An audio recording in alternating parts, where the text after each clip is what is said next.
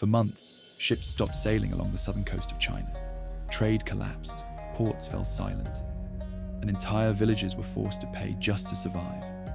Not because of war, not because of storms, but because of a little-known pirate. She commanded the largest pirate fleet in history and built a power no pirate had ever achieved. Even the Qing dynasty, with its vast imperial fleet, couldn't stop her. Her name was Zheng Yi Sao. Between 1807 and 1810, she controlled the South China Sea. At her peak, she commanded hundreds of ships and tens of thousands of pirates. She united rival pirate fleets like the Black Flag and Blue Flag fleets under a single command and turned them into a disciplined fighting force. She enforced a strict code of laws where stealing from the fleet meant execution and harming a captive could cost you your life.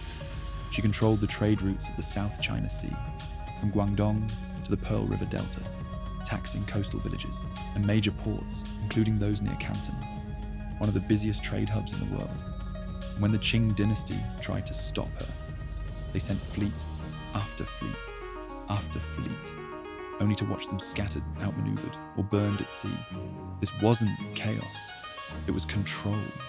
Her fleet moved through the islands and narrow waterways of the South China Sea, where large imperial warships couldn't follow.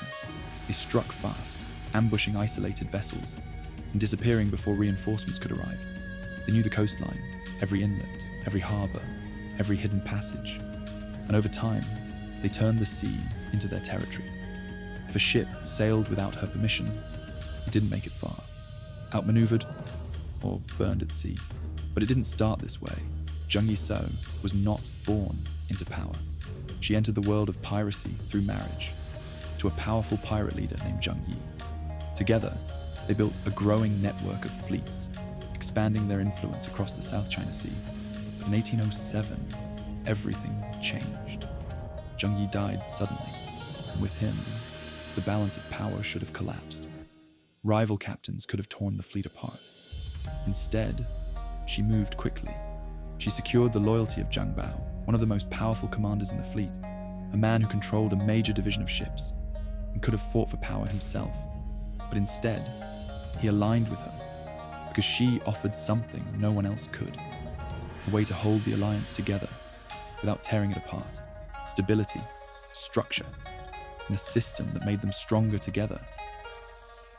The Qing dynasty could not ignore it. This was no longer just piracy. It was a threat to trade, to stability, and to imperial authority itself.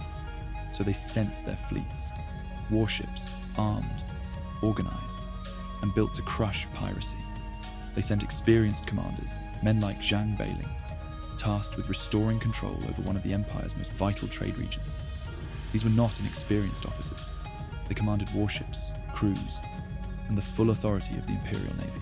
But the problem wasn't a lack of force. It was that they were fighting on her terms.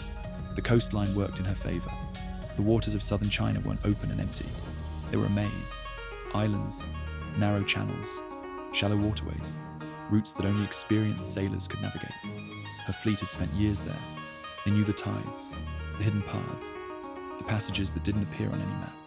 And their ships were built for it, lighter, faster, able to slip through waters too shallow for larger vessels. The Imperial warships weren't. They were heavier, slower, built for open battle, not pursuit. The Qing dynasty could not defeat her, not quickly, not cleanly, and not without cost. Every campaign drained resources. Every failure weakened their control of the coast. So instead of continuing the fight, they made a different choice. They negotiated. In 1810, Zheng Yi Sao accepted amnesty, but not as a defeated pirate. She kept her wealth, her influence, and her freedom. Her fleets were dissolved, not destroyed in battle, but broken apart by agreement. Many of her pirates were pardoned, allowed to return to civilian life. Others were absorbed into the Imperial Navy itself, turned from outlaws into enforcers. And just like that, the largest pirate confederation in history simply disappeared. And unlike most pirates, her story didn't end in battle or execution. She kept her wealth and returned to civilian life, running a business in Guangdong, near the bustling trade hub of Canton, and living out her years in relative peace.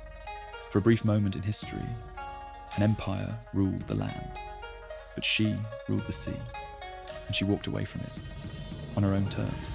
If you like this video or videos similar to this one, consider liking and subscribing. Thank you.